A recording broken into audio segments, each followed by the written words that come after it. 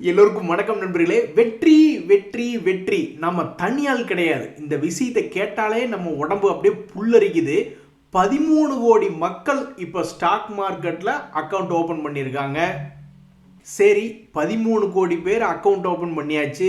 எத்தனை பேர் லாபம் பண்ணியிருக்கீங்க அப்படின்ற கேள்வியெல்லாம் நீங்கள் கேட்கப்படாது. இப்போ தான் கொஞ்சம் முதல்ல ஆளே சேரல, இப்போ தான் கொஞ்சம் கொஞ்சமாக ஆள் சேர்ந்துக்கிட்டு இருக்கு.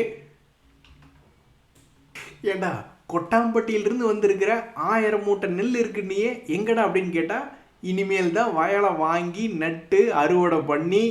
ஸோ என்றைக்கோ ஒரு நாள் நம்மளுடைய சென்செக்ஸ் 1 லட்சம் போகும் பொழுதோ, அதை தாண்டும் பொழுதோ, நிஃப்டி 1,50,000ன்னு போகும் பொழுதோ பல்வேறு முதலீட்டாளர்களுக்கு ஒரு நல்ல வருமானம் வரும் என்பதில் மாற்று கருத்து இல்லை. ஆனால் அது என்னைக்கு அப்படின்றது தெரியல. ஆக மொத்தம் நம்ம கூட 13 கோடி மக்கள் இருக்கிறாங்க. அதில் பாருங்க நண்பர்களே, இன்னைக்கு நம்மளுடைய மார்க்கெட் வந்து 97 பாயிண்ட் நெகட்டிவ்ல முடிஞ்சிருக்கு. இது எதிர்பார்த்ததான். நம்மளுடைய நிஃப்டி என்பது 200 டேஸ் மூவிங் ஆவரேஜ் அப்படின்றதுக்கு கீழே இருக்கிறதுனால அவனுக்கு மதிப்பும் மரியாதையும் என்பது இல்லை. அவன் என்னைக்கு வேணாலும் கீழே கிராஷ் ஆகி லோ போகலாம் அப்படின்ற மாதிரி தான் எந்த ஒரு ட்ரேடராக இருந்தாலும் மனசில் நினைப்பாங்க. ஸோ 200 டேஸ் மூவிங் ஆவரேஜை தாண்டாத வரைக்கும் அவன் கழுத்தில் யாரும் மாலையை போட்டு வாங்க அப்படின்ற மாதிரி யாரும் கூப்பிட போகிறதில்ல. ஸோ இன்றைய தேதியிலே ஒரு 97 பாயிண்ட் நிஃப்டி இறங்கி இருக்கு. போர்ட்ஃபோலியோவில் ஒன்றும் பெருசாக வருமானம் இல்லை என்பது ஒரு எதிர்பார்த்த ஒன்று தான். நண்பர்களே, இந்த நேரத்தில் தனிப்பட்ட ஷேர்கள்லாம் நிறைய இன்னைக்கு கொண்டாடி தீத்துருச்சு. அதுலேயும் ஓஎன்ஜிசி எல்லாம் இன்னைக்கு கிரேட் நியூஸ். யாருக்கு? எங்கள் மாமாவுக்கு. அவர்லாம் அந்த காலத்திலேருந்தே ஆயிரக்கணக்கான ஓஎன்ஜிசி ஷேரில் வச்சுக்கிட்டு இருந்தார். அதுக்கப்புறம் எத்தனையோ ஷேர்கள் குட்டி போட்டு அவர் கையில் எத்தனை ஷேர் இருக்குதுன்னு எனக்கு தெரில. நான் அதை பற்றி அவர்கிட்ட கேட்கல. பட் இன்றைய தேதியில் இன்னைக்கு 5% ஏறி மிக அற்புதமான தகவல். இந்த ஓஎன்ஜிசி இன்னைக்கு 5% ஏறி இருக்குன்னா அதுக்கு சமீபத்தில் அதனுடைய தகவல்கள் நிறைய வந்துக்கிட்டே இருக்கு. ஒன்று, க்ரூட் ஆயிலினுடைய விலை ஏற்றம் என்பது தொடர்ந்து இருந்துக்கிட்டு இருக்கு. அவங்களுடைய ஆயில் டிஸ்கவரி சம்பந்தப்பட்ட தகவல்கள் இருக்கு. அதுபோக சமீபத்தில் சீஃப் ஃபைனான்சியல் ஆஃபீஸராக ஸ்ரீ யோகிஷ் நாயக் அப்படின்றவர் அப்பாயின்மெண்ட் பண்ணியிருந்தாங்க. அதுபோக எம்ஆர்பிஎல் அண்ட் ஓப்பலோட ஒரு பார்ட்னர்ஷிப் அப்படின்ற ஒரு தகவல், பிஸ்னஸ் அப்டேட் என்பது வந்திருந்தது சமீபத்தில்.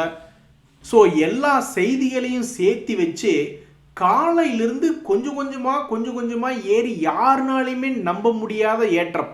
ஒவ்வொரு முறையும் சில பேர் என்ன நினச்சிருப்பாங்க, ஒரு ரெசிஸ்டன்ஸ் போயிட்டு கீழே விழுந்துருவான் அல்லது இன்னொரு ரெசிஸ்டன்ஸ் போயிட்டு கீழே விழுந்துரும் அப்படின்ற மாதிரிலாம் நினச்சிக்கிட்டு இருந்திருப்பாங்க.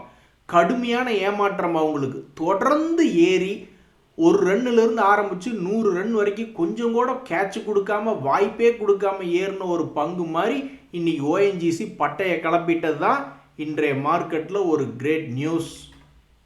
அதில் பாருங்க நண்பர்களே, கெட்டாலும் மேன்மக்களே அப்படின்ற மாதிரி என்னதான் கீழே விழுந்தாலும் தன்னுடைய பழைய ஹையை வந்து திருப்பி தொட்டிருக்கான் பாருங்க. அது எப்படி வந்து தொட்டிருக்கான்? சமீபத்தில் வெறும் 200 ரூபாய்க்கு கீழே போய் விழுந்துட்டான். 300 ரூபாயிலிருந்து 200 ரூபாய்க்கு விழுந்துட்டு இப்போ 200 to 300னா எவ்வளவு? 50% ஏறி வந்திருக்கானுங்க. போன வருஷத்தினுடைய லோன்லேருந்து ஓஎன்ஜிசி. அது போக இது டிவிடெண்ட் வேற கொடுக்கக்கூடிய ஒரு கம்பெனியாக இருக்குது. மாமா, உங்களுக்கு ஒரே கொண்டாட்டம் தான். அதே மாதிரி நண்பர்களே, ஸ்டாக் மார்க்கெட்லேயும் சரி, வாழ்க்கையிலையும் சரி, என்ன வேணாலும் நடக்கலாம். இன்னைக்கு உங்ககிட்ட காசு இல்லாமல் இருக்கலாம், நாளைக்கே நீங்கள் ஒரு கோடீஸ்வரனா கூட மாறக்கு வாய்ப்பு என்பது இருக்கு. இன்னைக்கு உங்களுக்கு மேரேஜ் ஆகாமல் இருக்கலாம், நாளைக்கே உங்களுக்கு கேரளாவிலிருந்து அழகான ஒரு அலையன்ஸோட வரலாம். அப்படித்தான் இந்த எட்டர்னல் லிமிடெட் அப்படின்ற பங்கு, ஜொமேட்டோ அப்படின்ற பங்கு என்ன ஆயிருக்கு பாருங்க. காலையிலிருந்து ஒரே நெகட்டிவாகவே இருந்திருக்கு. அதுக்கப்புறம் திடீர்னு பார்த்தா க்ளோசிங் டைமில் திடீர்னு ராக்கெட் விட்டவனாட்டம் 1% ப்ளஸில் வந்து க்ளோஸ் ஆயிருக்கு. பார்த்தீங்களா? எது வேணாலும் நடக்கலாம். அதே மாதிரி இந்த பங்கினுடைய ரிசல்ட் என்பது பார்த்தா அதுவும் மிகச் சிறப்பான ஒரு வேலையை பார்த்துருக்கான். என்ன அப்படின்னா 17,292 கோடிக்கு சேல்ஸ் என்பது பண்ணியிருக்காங்க. அவங்களுடைய வருமானம் என்பது 174 கோடி அப்படின்ற மாதிரி பண்ணியிருக்காங்க. ஸோ தற்போதைக்கு இந்த எட்டர்னல் அப்படின்ற பங்கு தன்னுடைய லோன்லேருந்து எவ்வளவு ரெக்கவரி ஆயிருக்கு அப்படின்னு நம்ம பார்க்குறோம்னு வச்சிங்களேன். ஆல்மோஸ்ட் ஒரு 20% சமீபத்தினுடைய லோலிருந்து ரெக்கவரி ஆயிருக்கு. ஓஎன்ஜிசி எல்லாம் 50% பக்கம் ரெக்கவரி ஆகி தன்னுடைய பழைய ஹையை தொற்றுருக்கான். ஒருவேளை இந்த பங்கு தன்னுடைய பழைய ஹையை போய் தொடரும்னா இவனும் 45% பக்கமெல்லாம் ஏற வேண்டியது இருக்கு. என் வாழ்க்கையில் அப்படி ஒரு கபி நடக்குமான்னு தெரில. பட் எனிவே நடந்ததுன்னா மகிழ்ச்சி தான் அப்படின்ற மாதிரி இருக்கு. இந்த எட்டர்னல் மாதிரியே நண்பர்களே, எந்த நம்பிக்கையிலப்பா இவ்வளவு பணம் போட்டு வச்சிருக்கிறீங்க ரீட்டைலர்ஸ் அப்படின்றது தெரில. அதாவது ப்ரொமோட்டர்ஸ் 40%, அவங்களுக்கு ஈக்குவலாக பப்ளிக் தான் வந்து இந்த ஷில்பா மெடிக்கேர் அப்படிங்கிற பங்குல ஹோல்டிங் பண்ணியிருக்காங்க. எந்த நம்பிக்கைன்னு தெரில. ஆனால் அவங்களுடைய நம்பிக்கையை காப்பாற்றும் விதமாக கீழ் ரேட்டில் இருந்த ஷில்பா மெடிக்கேர் என்ற பங்குமே தன்னுடைய பழைய ஹை என்பதை திருப்பி பிடிச்சிருக்கு. ஸோ இது ஒரு மிராக்கிள் அப்படின்ற மாதிரி 250 ரூபாயில் இருந்த பங்கு, ரீட்டைலர்ஸ் அதிகமாக கையில் வச்சிருக்கக்கூடிய பங்கு தன்னுடைய பழைய ஹையை மீட்டெடுத்திருக்கான் அப்படின்றது ஒரு பெரிய நியூஸாக இருக்குது மார்க்கெட்டில். ஒரு நண்பர் கமெண்ட் போட்டிருந்தாப்புல, நான்லாம் பஜாஜ் ஹவுசிங் ஃபைனான்ஸ் அப்படின்ற பங்கை 10 வருஷமாக இனிமேல் வச்சிருக்க போகிறேன், அதுக்கப்புறம் நான் வந்து குரோர்பதி ஆனாலும் ஆயிடுவேன் அப்படின்ற மாதிரி கமெண்ட் போட்டிருந்தாப்புல.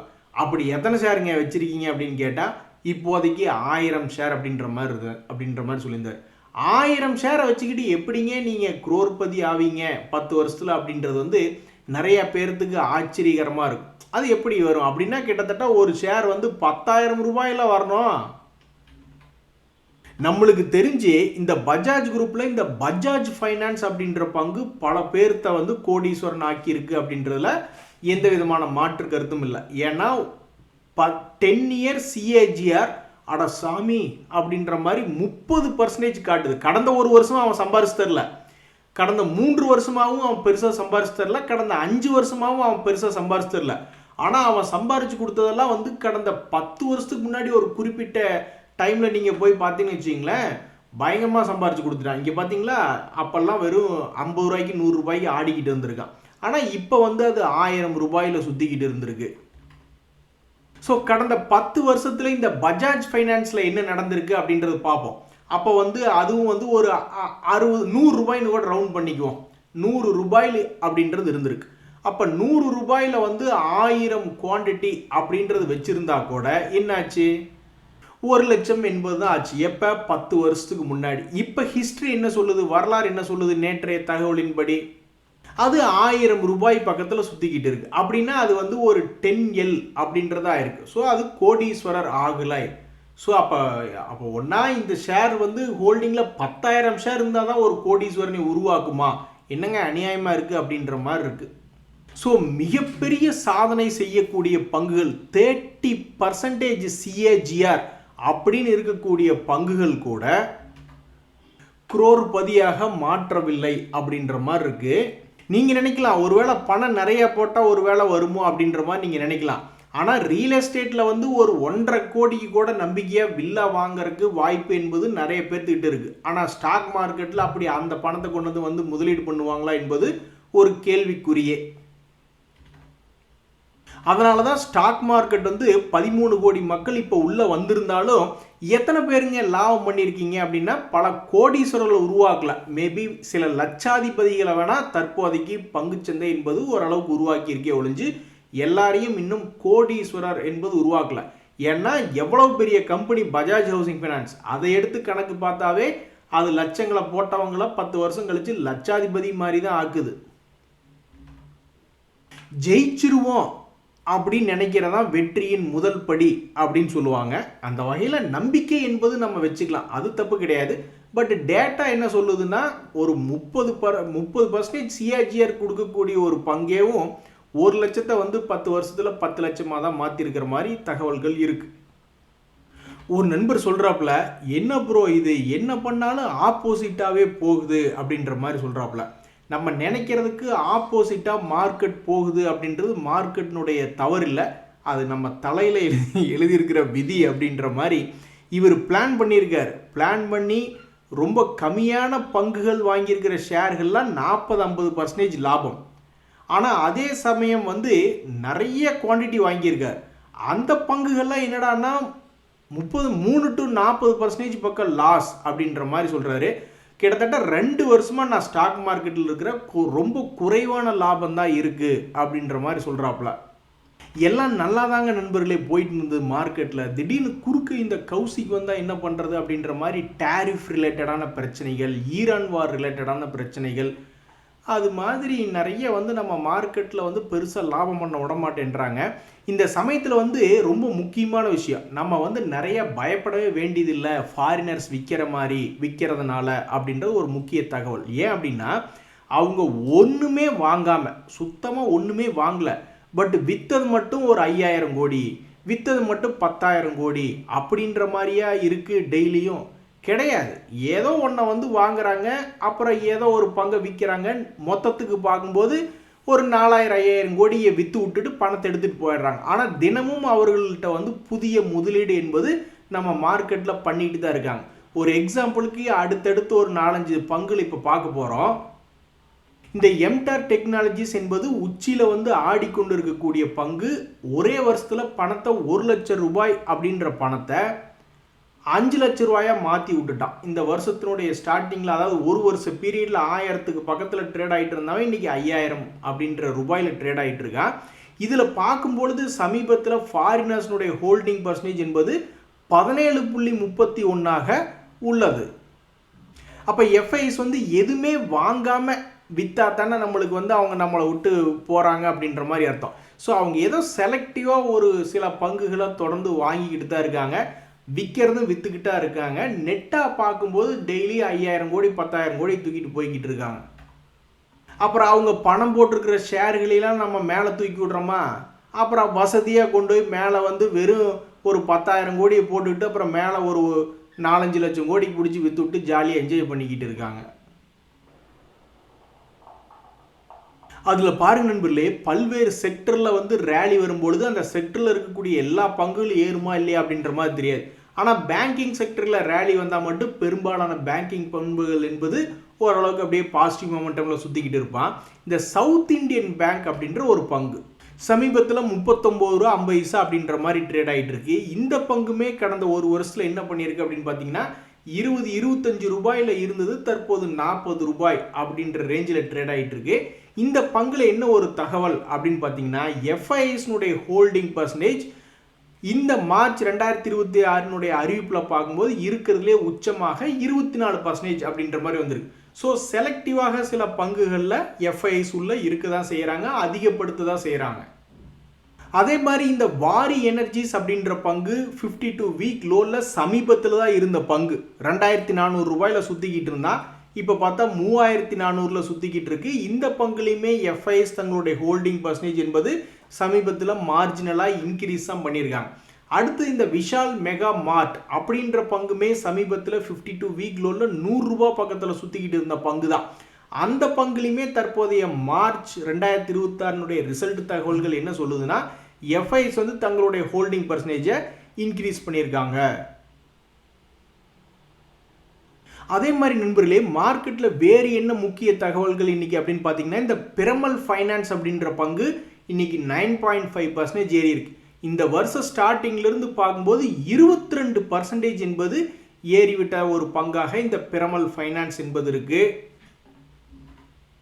இந்த மாதிரி பல பங்குகள் அப்படியே ரெக்கவரி ஆகி மேலே போய்கிட்டே இருக்கா. அதில் தான் ஒரு நண்பர் கமெண்ட் போட்டிருந்தாப்புல, ஃப்ரைடே போன வாரம் வெள்ளிக்கிழமை அன்னைக்கு கிட்டத்தட்ட 20,000 ரூபா லாஸ் இருந்தது, இப்போ என்னன்னா பரவாயில்ல ஒரு 12,000 ரூபா ரெக்கவரி ஆயிடுச்சு அப்படின்ற மாதிரி சொல்கிறார்.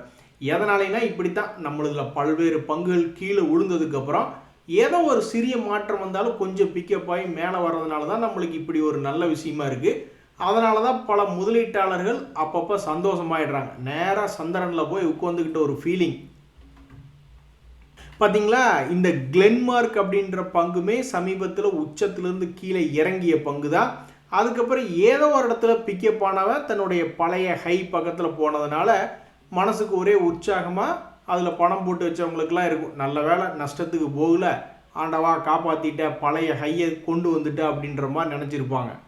அப்போ நாங்கள் மட்டும் என்ன, எங்களுக்கு இந்த சந்தோஷம் தாயா, அதுலேயும் டபுள் சந்தோஷம் அப்படின்ற மாதிரி இந்த குஜராத் மினரல் டெவலப்மெண்ட் கார்பரேஷன் அப்படின்ற பங்கு அப்படியே தன்னுடைய பழைய ஹை 2024 என்ன வச்சுருந்தானோ அதை மீட்டெடுத்தது மட்டும் இல்லை, புதிய உச்சத்துக்கு மேலே உச்சமாக அந்த பங்கு வந்து ட்ரேட் ஆகிருக்கு.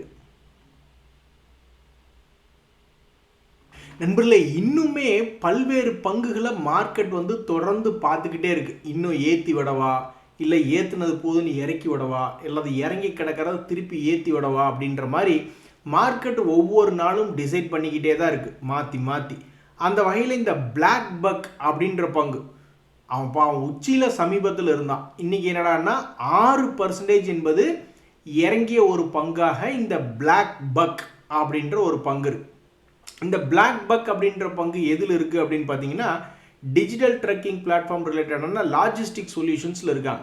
இதில் வந்து என்ன ஒரு முக்கியமான சம்பவம் அப்படின்னு பார்த்தீங்கன்னா, சமீபத்தினுடைய மார்ச் ரிசல்ட்டுகளில் எஃப்ஐஐஸ் தங்களுடைய 28.25 32.45 அவங்களுடைய ஹோல்டிங் என்பதை இன்க்ரீஸ் பண்ணியிருக்காங்க. இது போக இன்னும் 2 பங்குகள், ஹோம் ஃபர்ஸ்ட் ஃபைனான்ஸ் என்பது ஒரு பிரபலமான பங்கு, ஜிஆர்எம் ஓவர்சீஸ் அப்படின்றது வந்து 3411 கோடி மதிப்பிலான மார்க்கெட் கேபிட்டல் கொண்டிருக்கக்கூடிய ஒரு பங்கு தான். இந்த நேரத்தில் ஹோம் ஃபர்ஸ்ட் ஃபைனான்ஸ் அப்படின்ற பங்கு சமீபத்தில் தன்னுடைய 52 வீக் லோ 900லேருந்து லேசாக மேலே ஏற்றி விட்டுருக்காங்க. இனி இது தொடர்ந்து ஏறுமா இல்லை இறங்குமா என்பது பொறுத்து இருந்தால் பார்க்கணும். இந்த பங்கிலுமே எஃப்ஐஎஸ்னுடைய ஹோல்டிங் பர்சன்டேஜ் என்பது 40லிருந்து 45.72 மாறி இருக்கு. ஸோ இது போன்ற தகவல்லாம் சிலது ஆச்சரியமாக தான் இருக்கும். என்னடா டெய்லி 4000 கோடி 5000 கோடிக்கு ஃபாரினர்ஸ் விற்றுக்கிட்டே இருக்காங்க அப்படின்றது வந்து எப்படி தகவல்கள் பார்க்கணும். அவங்க எதுவுமே வாங்கவே இல்லை, சும்மா டெய்லி வந்து 2000 கோடிக்கு விற்றாதான் நம்ம ஸ்டாக் மார்க்கெட்டில் பயந்துக்கணும் எஃப்ஐஎஸை பார்த்து. அந்த குழந்தைகள் மாதிரி எஃப்ஐஎஸ், அந்த குழந்தைகள் நினச்சா போய் என்னத்தையாவது ஒன்று வாங்குது அப்படின்ற மாதிரி அவங்க தொடர்ந்து வேறு ஏதாவது ஒரு பங்குகளில் முதலீடு பண்ணிக்கிட்டு தான் இருக்காங்க. அதே சமயம் ஏதாவது ஒரு பங்குகளில் டெய்லி விற்றுக்கிட்டு தான் இருக்காங்க. ஆக மொத்தம் அவங்க ஒரு 4000 கோடி போடுறத ஒரு 10,000 கோடி பண்ணி அப்புறம் அதையே விற்று விட்டுறாங்க. அப்புறம் ஏதாவது பங்குகள் கீழே கிடக்கும்போது அதை வாங்கி அதை மறுபடியும் இப்படியே அவங்க போடுறது 10,000 கோடியாக இருக்குது, எடுக்கிறது 1,00,000 கோடியாக அந்த மாதிரி பண்ணிக்கிட்டு போய்கிட்டு இருக்காங்க.